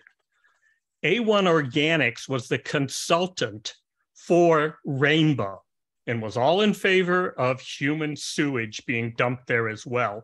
So when I hear Composting Council, I hear A1 Organics, I hear Dan Mage talking about the benefits. EcoCycle got a grant for this program. How is that not conflicted? Dan Mage and his boss are both on the Resource Conservation Advisory Board. How is that not a conflict? So I'm really just imploring you to please be transparent about who's involved. It's hard for me to imagine there haven't been direct conversations with EcoCycle, A1 Organics, the Composting Council, all of those people maybe there haven't been, and I'd love it if there haven't. And I value the input of the local farmers. I value compost. I use it on my farm. This process, the way it's starting, I will tell you, and I'm still reliving the trauma of it, is exactly how Rainbow got started. They said it's all conceptual, nothing has been planned. The next thing we know, there's plans for a 40-acre industrial composting facility using animal carcasses and human waste in our backyards. And the commissioners and others saying that, oh, it won't affect anybody beyond 1,500 feet. So they didn't even notify Erie that it was going to happen. So with that, I'll close, but I will just say, please provide all the information, be transparent about the process. Trust is low. And I will just honestly say this meeting hasn't helped with the trust. I want to promote composting, good composting, scientifically based composting. And I want to support our local farmers and businesses like Kit's. She's a great community member. So I'm done. I just wanted to, oh, was there more comment? So sorry about that. Okay, just checking. I noticed some comments specifically. Give me 1 second. So I've noticed some specific comment around the distrust, and thank you for your comment on in general, the comments in general as well, in that we're having this community meeting as a discussion so that our scope of work, like we were trying to mention in the presentation, can be solely surrounded and transparent moving forward. We don't want to have language and come forward and say, how do you feel about this? We want to form our language around what we're hearing tonight. Another thing, just as background in some of the questions we've been answering in the Q&A, is we represent the Community Planning and Permitting Department, formerly known as Land Use. So we're not funding projects. We're not in partnership. We're the land use regulators. So when folks and agricultural producers in particular are coming and saying, can I do this on my farm? For whatever reason, where they're pursuing climate smart projects with their neighbors, with their customers, ideas around that, they're just seeing, are they in compliance? So as land use regulators, we're just trying to make sure that we're trying to be as transparent as possible as well. So I really want to make that clear that we're not funding any projects. We're not holding hands with anyone trying to push forward any initiatives. We're just trying to meet the interest of our community. So you're saying there have been no conversations or meetings with EcoCycle, A1 Organics, or the Composting Council? We've received comments just from the public, just interest, reaching out. Can I do this? And so we analyze. Boulder County hasn't discussed this with A1 Organics land or use EcoCycle. We don't have those type of formalities. We just Say receive. Yes, no, lady. No for me. Just yes or no, Andrea, Sabrina, have you talked to those people? No, we have not. This is the first discussion that we've held with anybody outside of our department, and really our immediate small circle, which will be the county members that are, or the county employees that are on this call tonight. This is the first conversation that we had when we posted it. We posted it fairly broadly through our network. We did not reach out to any partners to post this meeting. This is the first conversation that we've had regarding any potential, first public conversation that we've had, or I apologize, let me be more transparent about that. This is the first conversation that we've just had about any potential change to this, to the land use code in regards to composting incidental to farming. Great. Well, I'm glad to hear that. And I'll take your word for now, but I'm also thankful for the Colorado Open Records Act, should that be needed down the road. So I'm going to ask, how is it that these people who spoke tonight, and when they read their speech, how did they know to be prepared? This meeting was posted, or the notification for this meeting was sent out 2 weeks ago. And so just as everybody else, or anybody else in this room that isn't an ag producer, they must have heard of it either through network directly with Boulder County, through our listservs, or through those that are within their personal network. Trust is just not high on my radar right now, but Thank you for I mean, convening this the is meeting. a public meeting, really, you know, where anyone who has an interest in the topic was invited to join. Yep. We expected that we'd get a range of folks, and Yeah. actually are happy that we have. It's important for us to understand the various perspectives in the community. And it's good to know that the composting industry representatives are interested in this as well, as shown by tonight's meeting. Yeah. And Hannah and Andrea, this is Rick Hackett. I want to give Richard Andrews a chance to speak. He's been trying to get on. So Richard, you can give us your comments or questions now. Can you hear me? Yes. Very good. Thank you. Yeah, I could not get my Zoom connection to operate apparently for some reason. That's never happened to me on Zoom before, so I don't know what the deal was. Okay, I'm Rich Andrews. I'm a chemical environmental engineer for about 50 years now. I'm also a local organic farmer in Boulder County. I would really request that you focus hard on and consult absolutely thoroughly with the people here in Boulder County who are already doing composting on their farms and doing it well. And specifically, I would like to truly point out Olin Farms as one of the best. Mark Guttridge absolutely knows what he's doing. He's also a scientist and an engineer, as well as an organic farmer.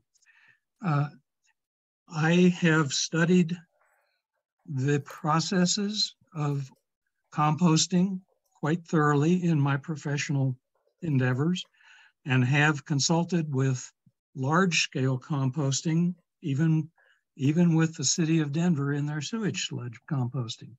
Now, I'm not advocating using sewage sludge on agricultural lands, don't get me wrong.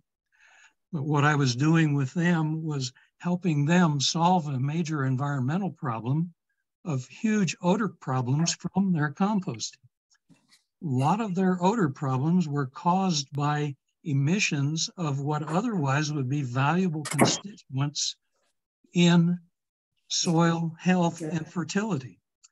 In particular, huge amounts of ammonia gas were being released, and the downwind folks from the Denver Metro sewage plant were greatly impacted.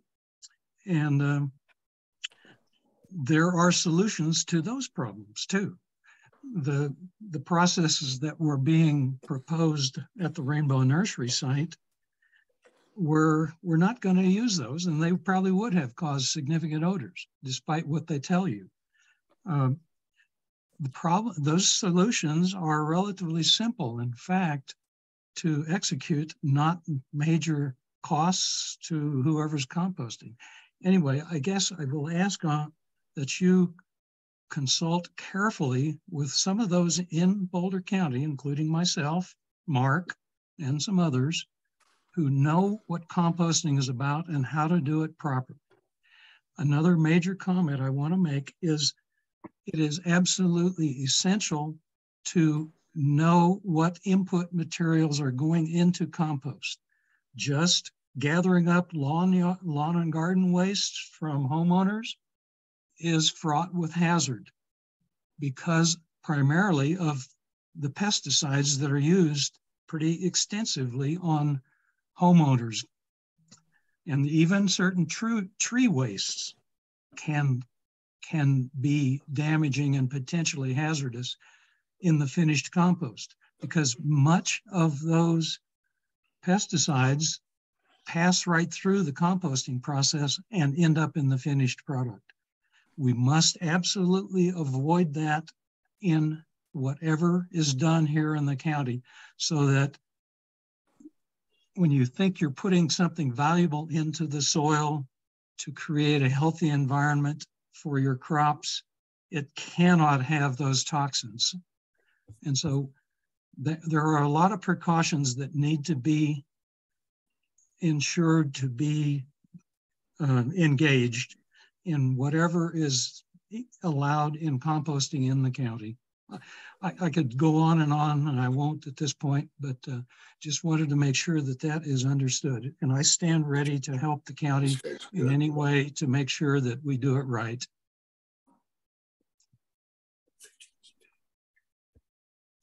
Thank you. Thank you, Richard. And so I would like to take this as an opportunity to plug again. If you guys would like to stay updated with the project as it does move forward, we do send out notifications. And when our referral process does, if there is language and if it does go to a referral process, that is also our public comment period, and that will be notified through our land use code amendments listserv. And I do believe that that has been plugged in the chat, but I can bump that up as well. We do understand, and I do apologize. Working from home has its benefits and drawbacks, including dogs scaring off the raccoons. But we would like to be as transparent as possible through this process, and we understand that trust needs to be built. It's not given, it's not earned. And so we would like to continue to engage the public throughout this process.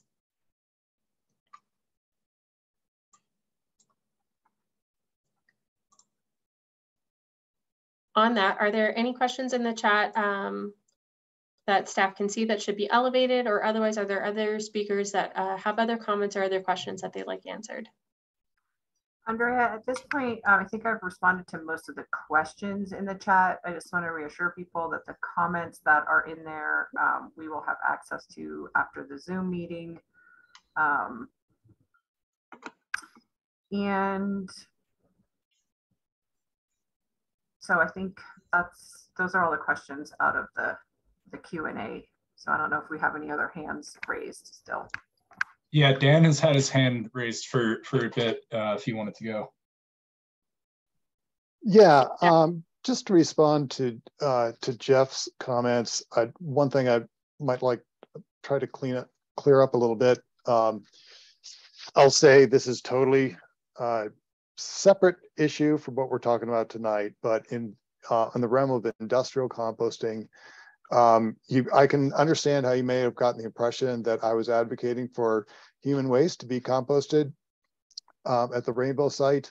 I would guess that comes from a study that I did with CSU, and it was a simple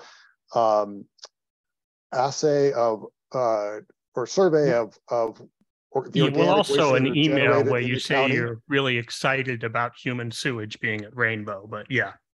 Let's be considerate of everyone speaking and not speak over one another, so that everyone can have a chance to speak for themselves. Thank you, Jack. I think that what I'd like to let you know, Jeff, is that the state is revising the regs this year, and I think some of the a lot of the confusion that was generated around Rainbow Nursery was because of the fact that the permit that Boulder County was seeking allows for food waste composting and biosolids composting, which is treated human waste or from a wastewater treatment plant. That was never the intent. I won't speak for Boulder County, but I will say I can tell you that was never the intent to be used at Rainbow Nursery. But what I want to say is that one of the recommendations with this state regulatory review is to separate those two. You know, it's just by the fact that it's the same permit right now that I think this confusion started.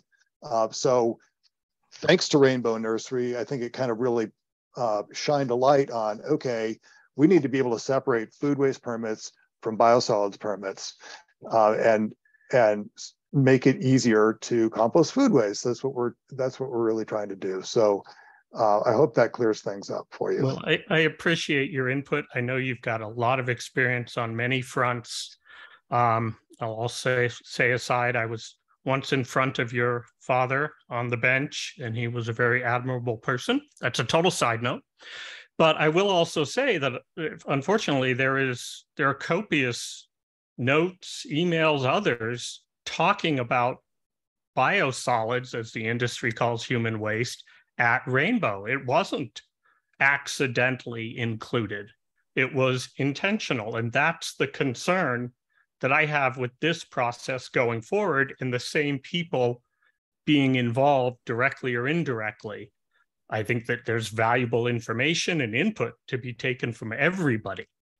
But I would just caution again, Rainbow and biosolids were intricately connected, and there were conversations and emails saying that. That's just the fact. So I appreciate your perspective. I'd love to have better composting in Boulder County. I look forward to the county doing a thorough job of changing the land use code so the proper things can be done, the scientifically proven things can be done, and that benefits all the farmers. I'm just also concerned about conflicts of interest, grant monies, and industrial fronts poking their head into this.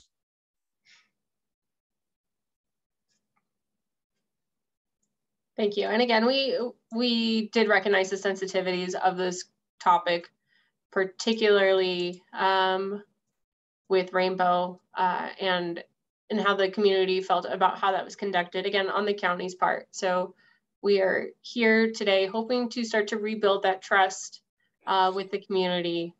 We will do our best to be transparent throughout this process and invite public comment, again, through that longrange@bouldercounty.org email, or through any opportunity that the public has to engage with us. We do welcome those comments.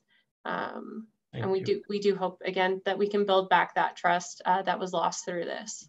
And I'm sorry, but at the risk of way going over, I will say at the very end of the Rainbow process, there was a live symposium hosted by CU. And this was far into the process, at which Janice Wisman asked everybody, how about if we take biosolids off the table? So they were clearly on the table throughout the process. And I'm done with human sewage now. Well, thank you again, Jeff, for your comments. We will be sure to really dig in and address those comments as we move in again for any engagement events in the future. And this is Rick Hackett, staff. I believe our time is coming to an end. Byron does have his hand raised, but just wanted to mention that as we get ready to wrap up. Thank you, Rick. So we will take, I believe we'll take this one last comment then, and I will give you all a plug for our questionnaire right afterwards.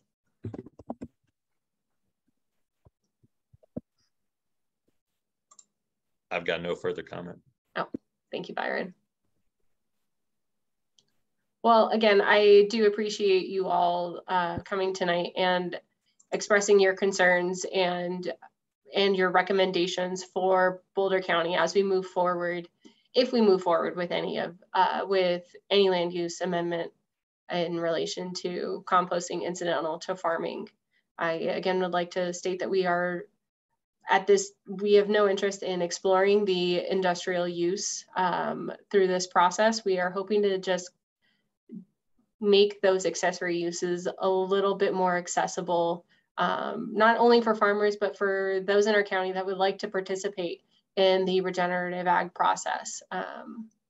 And we do have a questionnaire that will be going live tomorrow. We will have an English version as well as a Spanish version. We do encourage those that are in the room tonight to take that questionnaire, as well as share it with anybody else that either wanted to be here tonight and couldn't be here, anybody that you know that might be interested. We are using that feedback from the survey to inform the work that we're doing going forward. And again, if you sign up for the listserv for the land use code amendments, you will be notified in the future of any movement on this project. So I want to thank you all again for coming tonight, and I hope you all have a good evening. Thank you all for attending. Thank you. Thank you. Thank you. Thank you.